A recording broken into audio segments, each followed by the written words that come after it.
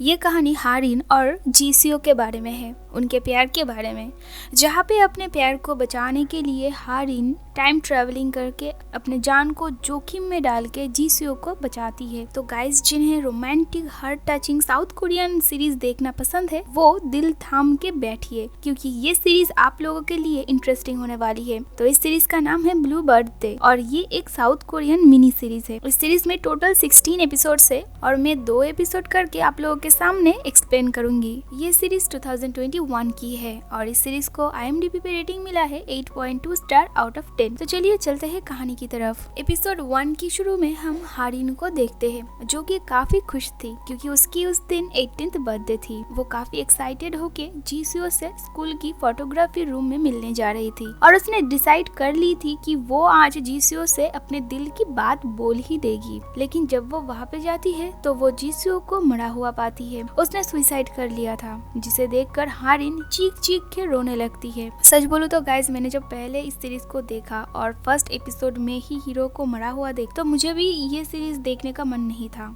लेकिन फिर भी मैंने सोचा कि पहले पूरा सीरीज देख लेते हैं, देन उसके बाद डिसाइड करूंगी कि एक्सप्लेन करना है या नहीं। और सीरीज देखने के बाद मुझे ये सीरीज काफी पसंद आई एंड आई होप आप लोगों को भी पसंद आएगा। उसके बाद हमें 10 साल बाद की सीन दिखाया जाता है, जहाँ पे हारिन एक एनिमल रेस्क्यू सेंटर में काम करती थी और उसका आज बर्थडे भी था। उसे हाइमिन ने उसके ऑफिस बर्थडे केक भी भेजी थी। हाइमिन जिनसो की बहन थी। हारिन हाइमिन को कॉल करके थैंक्स कहती है केक के लिए। तभी उन्हें एक एनिमल की रिपोर्ट आती है और हारिन अपने टीम के साथ जल्दी जल्दी उसे ढूंढने निकल जाती है। वो लोग सियोरी हाई स्कूल पहुंचते हैं, यानी जहाँ पे हारिन पढ़ती थी। वहाँ पे जाकर हारिन की कई पुरानी यादें ताज़ा हो जाती है और जीसीओ के साथ उसकी कई मेमोरीज ताज़ा हो जाता है, जिससे वो काफी दुखी हो जाती है। उसके बाद उन्हें वो पपी एट लास्ट मिल जाता है। तभी हारिन को अपनी दोस्त सुजिन की एक मैसेज आती है, जहाँ पे हारिन के दोस्तों ने उसके लिए एक छोटा सा बर्थडे ऑर्गेनाइज किया था। मैसेज देख के हारिन जल्दी से वहाँ पे जाने लगती है। तभी रास्ते में वो एक शॉप में जीसीओ की कैमरा देखती है, जिससे वो स्कूल में फोटोज क्लिक किया करता था। और फिर हारिन उस कैमरा को लेने जाती है। वहाँ पे शॉप का ओनर हारिन को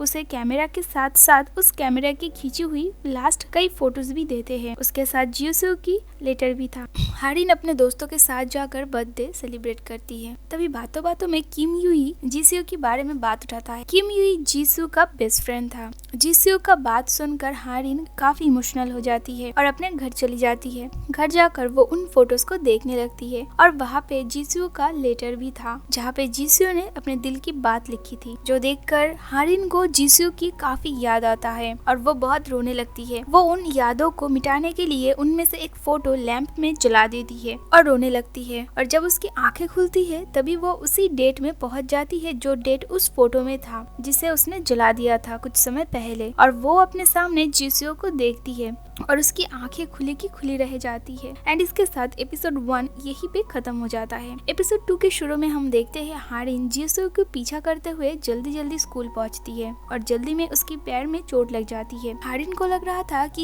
ये एक ड्रीम है और इसलिए उसे दर्द नहीं होगा। वो जल्दी जल्दी फोटोग्राफी रूम में जाकर जीसीओ को गले से लगा लेती है। तभी उनके सभी दोस्त वहाँ पे आ जाते हैं। उन्हें लगता है कि शायद हारिन और जीसीओ एक रिलेशन में है।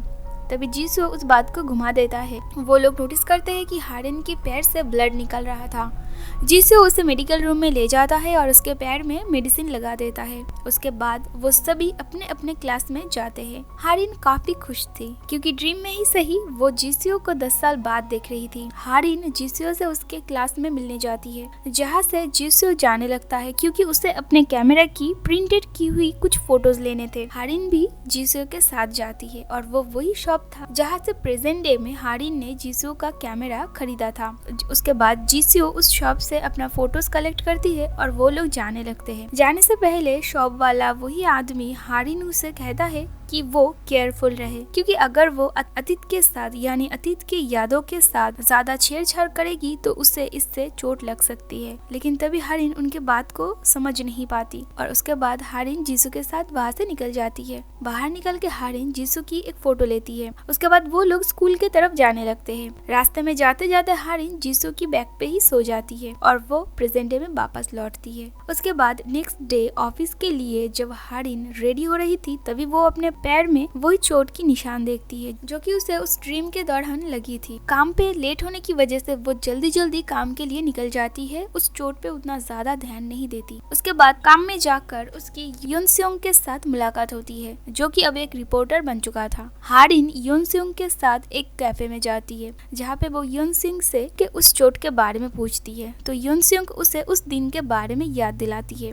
जो सुनने के बाद हारिन को काफी अजीब लगती है क्योंकि उसकी मेमोरीज चेंज हो रहे थे, क्योंकि पहले उसके अतीत के मेमोरी में चोट वाली यादें नहीं थे। हारिन जल्दी से अपने घर जाती है और अपनी पुरानी फोन चेक करती है कि उसमें जीसू की वही पिक्चर है या नहीं जिसे हारिन ने उस ड्रीम के दौरान खींची थी, और वो देखती है कि जीसू की वो फोटो वहाँ पे था, जो देखकर वो हैरान हो जाती है। वो अपने बेस्ट फ्रेंड को कॉल करती है और उससे बातें करके उस चोट के बारे में कंफर्म होती है। हारिन अब समझ जाती है कि वो एक ड्रीम नहीं बल्कि रियलिटी था और वो अब पास्ट में जा सकती है और शायद वो जीसू को भी बचा सकती है। और उसके बाद वो जल्दी से उस फोटोज को निकालती है और उनमें से एक फोटो को फिर से लैम्प में जला देती है, जिससे वो फिर से अतीत में चली जाती है उसी डेट में जो डेट उस फोटो में था। उसके बाद वो स्कूल में जीसू को ढूंढता है और फिर उसे ढूंढ के वो उसे कहता है कि जो कुछ भी हो जाए तुम सुसाइड मत करना, क्योंकि मैं तुम्हें अपने सामने मरता हुआ नहीं देख सकती। उसके बाद हमें पास्ट की एक सीन दिखाया जाता है जहाँ पर जीसू सभी की एक फोटो क्लिक कर रहा था, और इसी के साथ एपिसोड 2 यहीं पे खत्म होती है। तो गाइस आगे की एपिसोड और भी ज्यादा इंटरेस्टिंग होने वाली है। तो अगर आप लोगों को मेरी ये वीडियो अच्छी लगी हो और आप लोग नेक्स्ट के एपिसोड्स देखना चाहते हैं तो जल्दी जल्दी मेरे चैनल को सब्सक्राइब कर देना एंड उसके साथ बेल नोटिफिकेशन आइकन को भी प्रेस कर देना। एंड अगर आप लोगों को मेरी ये वीडियो अच्छी लगी हो तो प्लीज अपने फ्रेंड एंड फैमिली के साथ मेरी वीडियो जरूर शेयर कर देना। तो चलिए मिलते हैं नेक्स्ट एपिसोड्स के साथ।